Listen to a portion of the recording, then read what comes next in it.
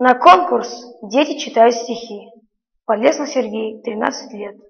Город Железногорск, Курская область. Гимназия номер 1. Стихи собственного сочинения. Труженики тыла. Девочкам 16. Лето, тишина. Но кончилось их счастье. Началась война. Их на фронт не взяли. Как же теперь быть? Под Смоленской области одна окопы рыть. Училище пехотное, дальнейший был этап. И по распределению служить в военкомат. Другая вышла в поле, освоила штурвал. На смену трактористам отряд девчонок встал. Для фронта, для победы трудились день за днем. Все 4 года на тракторе своем. Я кланяюсь им низко в торжественные дни. Труженикам тыла, участникам войны. А девочки две эти, прабабушки мои.